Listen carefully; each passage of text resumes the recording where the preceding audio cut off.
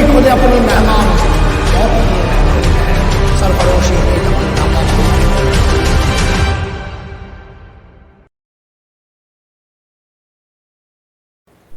Hello students, welcome to Shield Defense Academy again.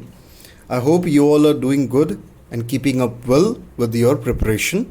If in case you have any doubts regarding your subjects, you can please contact us at the given numbers, right?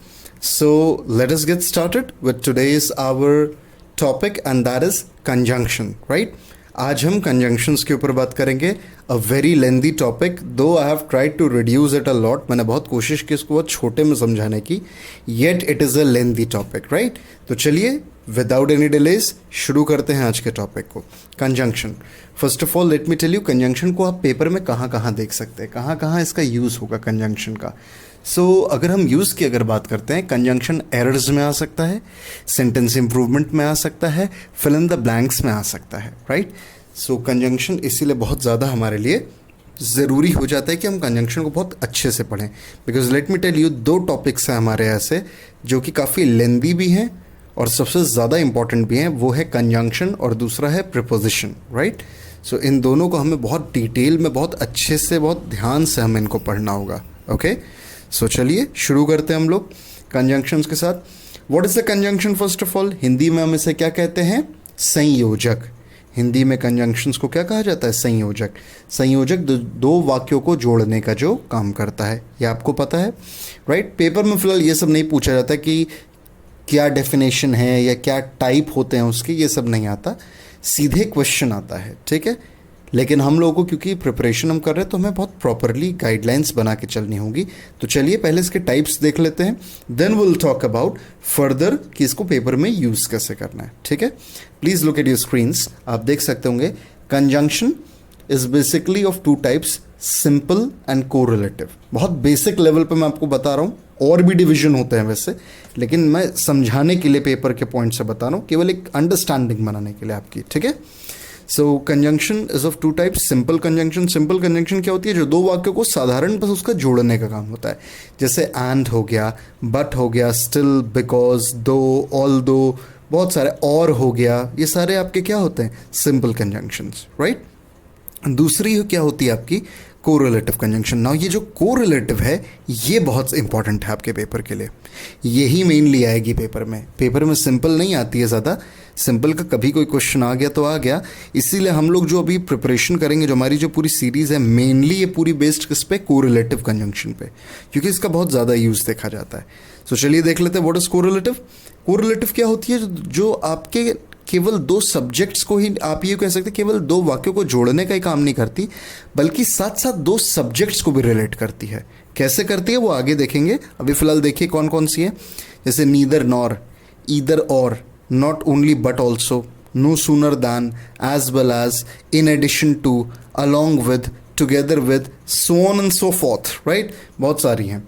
तो ये हमारे कुछ types है conjunctions के, जिसको हमें पता होना चाहिए कि this is what the bifurcation is, right?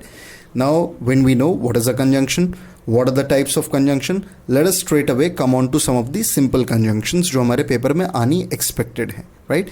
ज़्यादा नहीं, हम केवल 2-3 पढ़ेंगे सिंपल कंजंक्शंस में. मेन हमारा जो फोकस होगा वो कोरिलेटिव पे होगा, ठीक है? तो चलिए शुरू करते हैं. Let us get started with simple conjunction. So let us see the first simple conjunction, that is still and yet on your screen. Still और yet में अंतर क्या होता है? पहली बात, still का मतलब हिंदी में क्या होता है? फिर भी. Yet का मतलब हिंदी में क्या होता है? फिर भी या तब भी, right? So they both are the same in meaning, but दोनों में एक डिफरेंस होता है. क्या डिफरेंस होता है? देखिए, still is used for positive result, whereas yet is used for negative results. What do we mean by this? याद रखिएगा, स्टिल का इस्तेमाल कभी भी सेंटेंस में तब करिएगा जब रिजल्ट किसी चीज़ का पॉजिटिव आ रहा हो. जैसे फॉर एग्जांपल, हम लोगों ने किसी के लिए, जैसे आपने किसी की बहुत मदद की, बहुत उसके लिए उसको सपोर्ट किया, पैसे से मदद की, हर तरह से मदद की, लेकिन अगर अंततः उसी इंसान ने अगर आपको धोखा दे दिया किस तरह से? लाइक पैसा मार के आपका भाग गया, या काम होते ही उसने आपको पहचानने से मना कर दिया, या कोई भी तरीका हो, तो इसका रिजल्ट क्या निकला? नेगेटिव रिजल्ट निकला. क्या कि आपने जो इन्वेस्टमेंट उस इंसान पे किया था वो इन्वेस्टमेंट आपका कोई रिटर्न आपको नहीं दिया, इनफैक्ट उस आदमी ने आपका यूज़ किया। तो नेगेटिव रिजल्ट के लिए हम क्या लगाएंगे? येट लगाएंगे। लेकिन अगर इसका जस्ट उल्टा हो, जैसे मान लीजिए कोई इंसान था जिसका आपने हमेशा आपने उसको निरादर किया, आपने उसको इंसल्ट किया, उसके साथ कभी भी अच्छा ट्रीटमेंट या सलूक नहीं किया, बहुत ख़राब आपने बिहेव किया उसके साथ, राइट। फिर भी उसी इंसान ने अगर आपकी मदद कर दिया एट द एंड, जब कोई मदद नहीं कर रहा था, अगर वही इंसान आपकी आके मदद कर दे, राइट, तो अल्टीमेटली रिजल्ट क्या निकला? पॉजिटिव। मतलब आपने इतना नेगेटिव किया, उसके बाद भी उस इंसान ने आपको पॉजिटिव रिजल्ट दिया, राइट। तो इन दैट केस वहाँ पे हम क्या लगाएंगे? स्टिल लगाएंगे। आई होप ये क्लियर है आपको। Still positive result yet negative result. Example देखिए क्या दिया है, स्टिल ही हेल्प्ड अस, फिर भी उसने हमारी मदद की, क्योंकि रिजल्ट क्या है? हेल्प्ड, पॉजिटिव रिजल्ट है, उसने हमारी मदद की। सो इन दिस केस क्या लगाया हमने? स्टिल। लेकिन अगर वही जो मैंने आपको पहले बताया था कि किसी के लिए बहुत कुछ किया, फिर भी अगर उसी ने हमको धोखा दिया, yet he deceived us. Deceived का मतलब क्या है? धोखा देना। येट ही डिसीव्ड अस मतलब फिर भी उसने हम ही लोगों को धोखा दिया, राइट। सो रिजल्ट क्या निकला? नेगेटिव। तो ये याद रखिएगा, स्टिल और येट के बीच में एक छोटा सा डिफरेंस है पॉजिटिव एंड नेगेटिव सेंस का, तो please remember this. Next one, अगली देखते हैं। अगली कंजंक्शन क्या है? Being, right. देखिए अपनी स्क्रीन पे बीइंग लिखा हुआ है ना। ये थोड़ा सा कॉम्प्लेक्स होता है कैसे समझने के लिए। मैं कोशिश करूँगा फिलहाल आपको इसको समझाने की बहुत सिंपल तरीके से, लेकिन ये थोड़ा सा टिपिकल होता है समझना। देखिए क्या, मैं आपको इसका पहले बैकग्राउंड बताता हूँ। बीइंग का मतलब क्या होता है? बीइंग का मतलब क्या होता है? What is the meaning? Being का मतलब होता है किसी चीज़ के होते हुए, या किसी चीज़ के चलते, या किसी चीज़ के होते, या वो चीज़ हो रही थी, या वो चीज़ ऑलरेडी अवेलेबल थी। जैसे एग्जाम्पल, बारिश होने के कारण हम घर से नहीं जा पाए, ठीक है, आप नहीं जा पाए, लेकिन किस वजह से, किस कारण से आप नहीं जा पाए? बारिश होने के कारण या बारिश के चलते कोई भी काम नहीं हो पाया, right. So in that case बारिश रीज़न था आपके काम ना करने का या काम ना कर पाने का, राइट। तो बीइंग इसी रीज़न को दिखाता है, किस कारण से कोई चीज़ हुई, वो किसके थ्रू दिखाई जाती है सेंटेंस में? बीइंग के थ्रू, ओके। तो बीइंग का मतलब क्या होता है? रीज़न को दिखाने के लिए। जैसे बिकॉज होता है, बिल्कुल वैसे बीइंग भी होता है, ठीक है। अब इसके क्वेश्चन कैसे आते हैं देखिए, समझिए पहले। बीइंग का एक क्वेश्चन ये आता है, मतलब वो आपको हो सकता है, ये एरर्स में ही दिया जाता है, ये और कहीं नहीं दिया जाता, ये स्पॉटिंग द एरर्स में आता है क्वेश्चन, चाहे आप एनडीए सीडीएस कुछ भी कर रहे हो, लेकिन ये पेपर्स में आता है, ठीक है। तो बीइंग का क्वेश्चन क्या आता है, ये लोग एक क्वेश्चन देते हैं जिसमें बीइंग को ये लोग सेंटेंस के स्टार्टिंग में लगाते हैं। बीइंग वर्ड को सेंटेंस के स्टार्टिंग में लगाया जाता है, और एक एरर दिया जाता है और पूछा जाता है कि इसमें कोई एरर है या नहीं है। मतलब उसमें मेनली एरर इस चीज़ का होता है, ये डिसाइड करने का कि बीइंग सेंटेंस के स्टार्टिंग में लगेगा या नहीं लगेगा। बेसिकली सेंटेंस के स्टार्टिंग में बीइंग नहीं लगना चाहिए। कुछ कुछ केसेस में लग भी सकता है, ऐसा नहीं कि बिल्कुल नहीं लग सकता, लग भी सकता है, राइट। लेकिन याद रखिएगा, यही क्वेश्चन आएगा पेपर में, बीइंग को स्टार्टिंग में लगा करके देंगे। देखिए किस तरह से क्वेश्चन, देखिए यहाँ पे क्या दिया है, I being alone could not help her. I being alone could not help her, मैं अकेला होने के कारण उसकी मदद ना कर सका। फाइन, कौन अकेला था यहाँ पे? आप अकेले पड़ गए थे, राइट, आप अकेले थे। तो सामने वाली जो बंदी थी, मतलब कोई भी एक्सपोजेड होगा, उसकी मदद नहीं कर पाए। किस कारण से?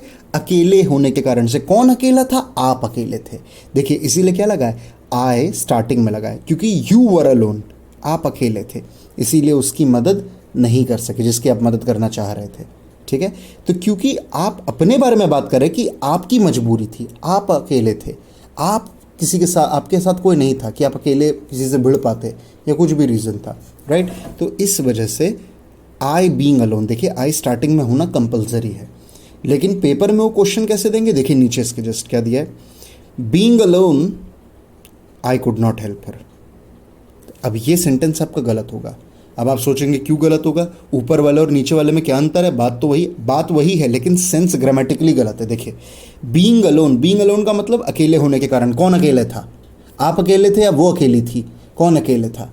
यहाँ पे क्लियर नहीं, और कौन किसकी मदद नहीं कर पाया, और आप उसकी मदद क्यों नहीं कर पाए? क्योंकि आप अकेले थे या वो अकेली थी, तो ये क्लियर नहीं हो रहा है।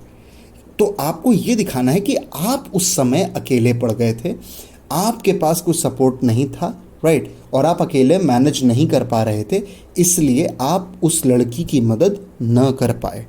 तो इसके लिए जो आपको आई है, ये आई वर्ड को बीइंग के पहले लगाना होगा, दिखाना होगा क्लियरली कि आप अकेले थे, राइट, और इस कारण से आप मदद नहीं कर पाए। इसलिए ऊपर वाला आई बीइंग अलोन ये सही है, लेकिन जो नीचे वाला है being alone I could not help her, ये गलत है। इसीलिए आई को स्टार्टिंग में होना चाहिए। इस तरह का वो एक एरर दे सकते हैं आपको। तो बेसिकली ये ए पोर्शन के अंडर आएगा, जब उसको डिवाइड करेंगे पोर्शंस में तो ये ए पोर्शन के अंडर आएगा।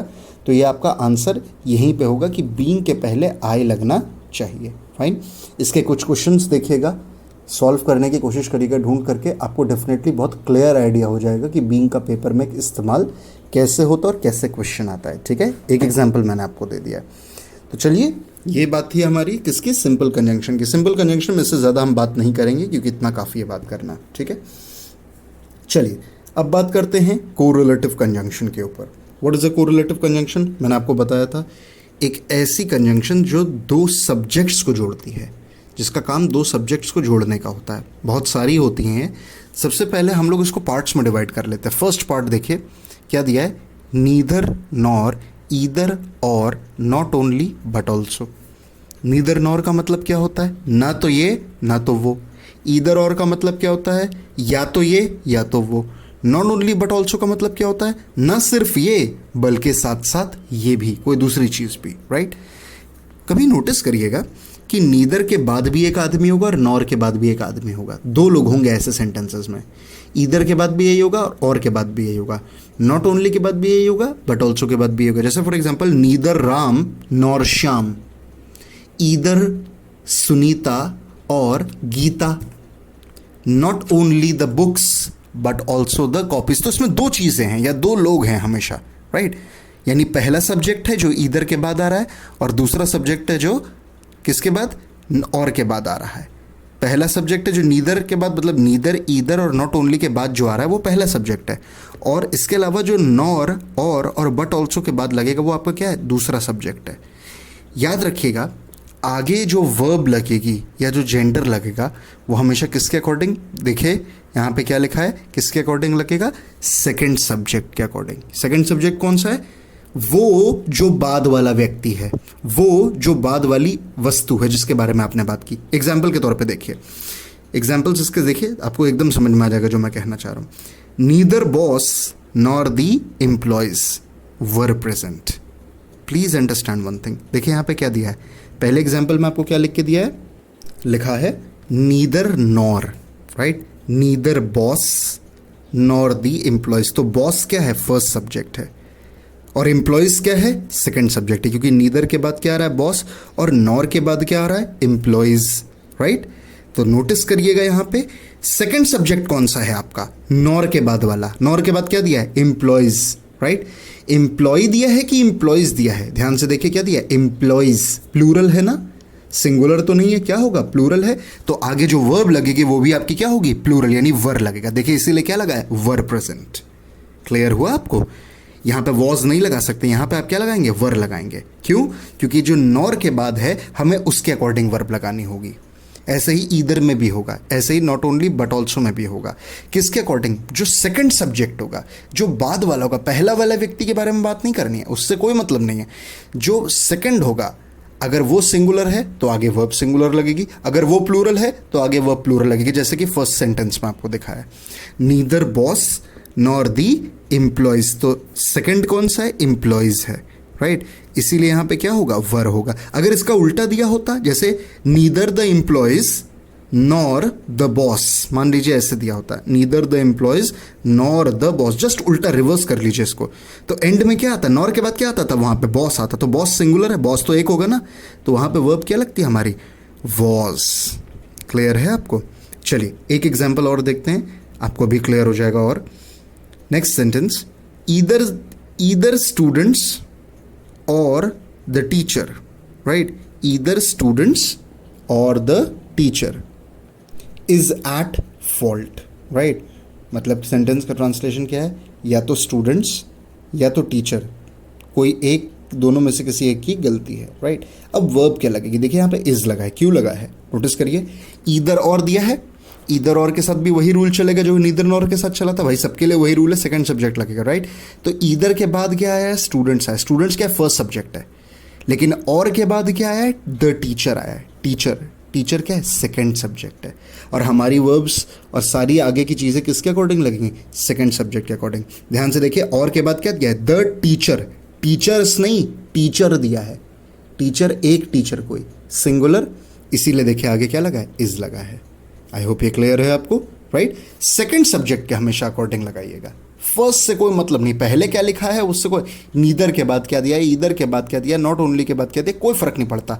नॉर के बाद क्या दिया है, और के बाद क्या दिया है, बट ऑल्सो के बाद क्या दिया है, उससे फर्क पड़ता है। वही डिसाइड करेगा कि आगे सिंगुलर लगेगी वर्ब या प्लूरल लगेगी। Okay, let us see last example. Not only soldiers but also the officer is working hard. Again same वही चीज है, देखिए नॉट ओनली बट ऑल्सो दिया है, नॉट ओनली के बाद क्या दिया है, फर्स्ट सब्जेक्ट क्या है, soldiers, but also the officer, second subject क्या है हमारा, ऑफिसर, ऑफिसर दिया है, सिंगुलर एक ऑफिसर है, राइट। इसीलिए वर्ब हमारी क्या लगेगी, इज लगेगी, इज वर्किंग हार्ड। आर नहीं होगा, इज होगा, ये याद रखिएगा।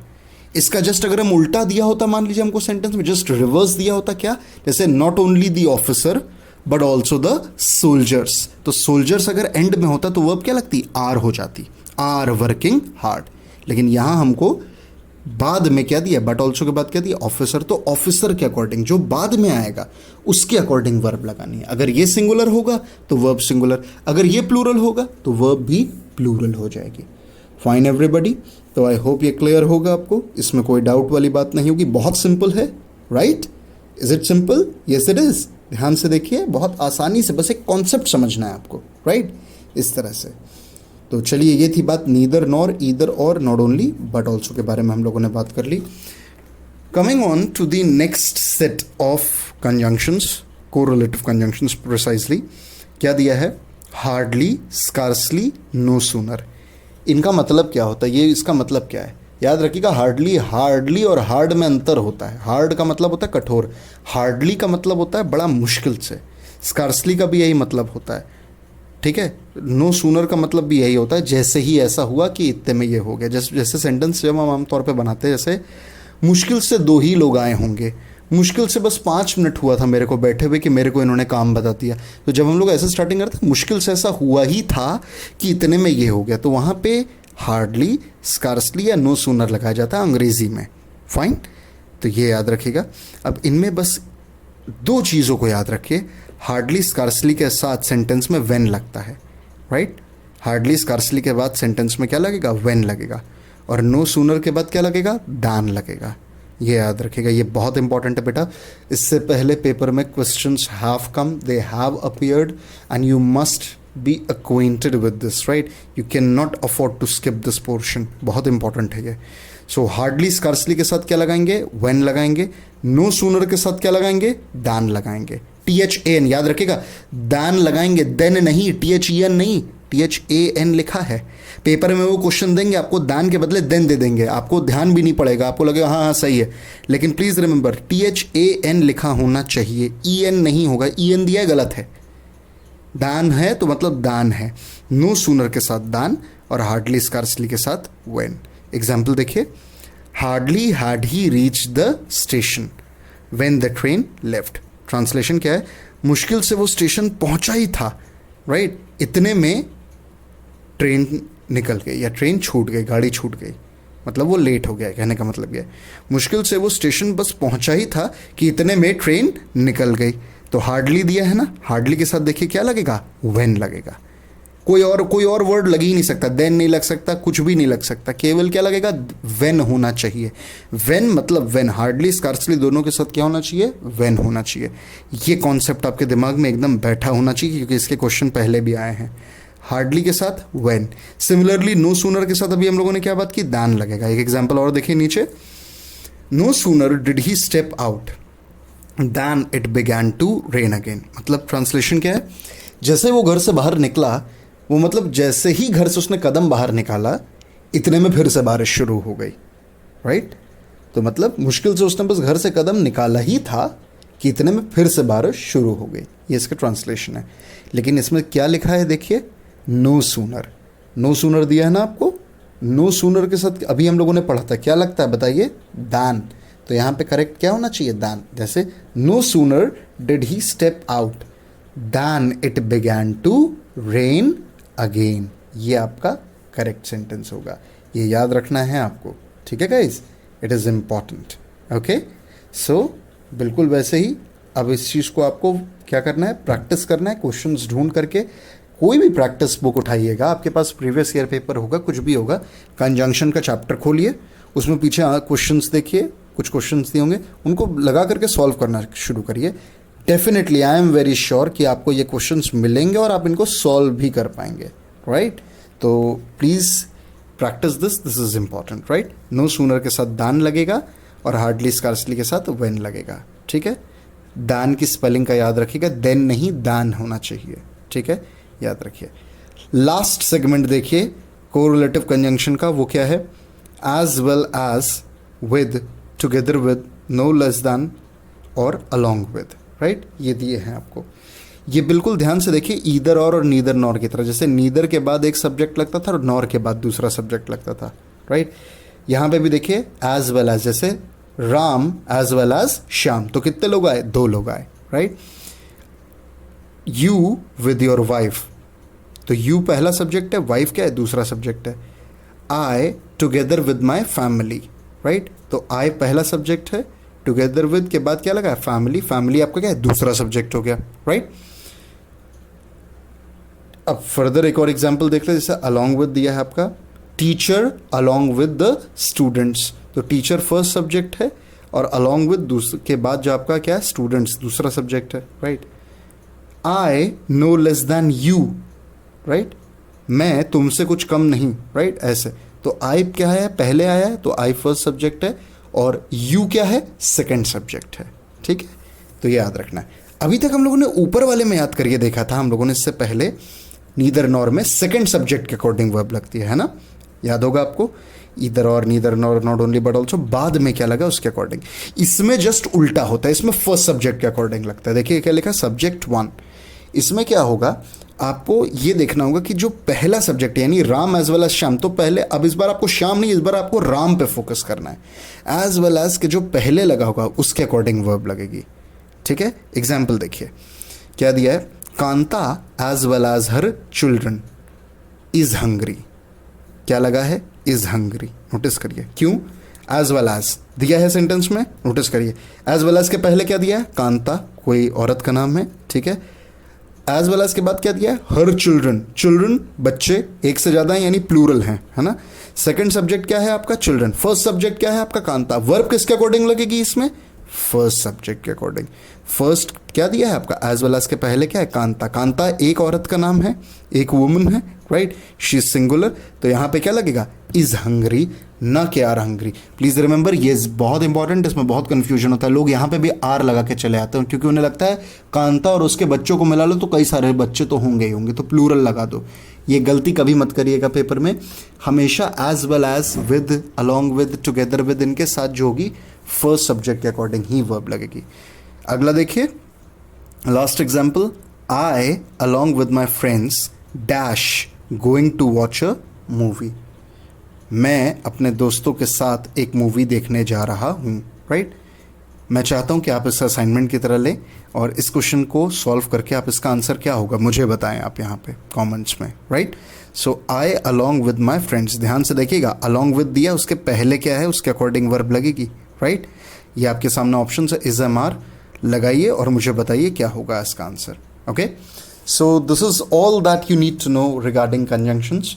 Everything has been covered at a stretch, इससे ज़्यादा पेपर में और नहीं आएगा, please remember this.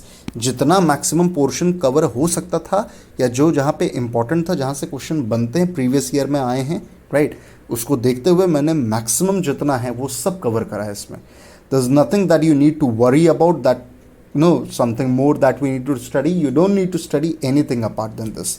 Just read the lecture, go through the lecture, follow the things and do one thing, practice the questions. Conjunction के ऊपर क्वेश्चन ज़रूर practice करिएगा, वरना ये सब बेकार हो जाएगा.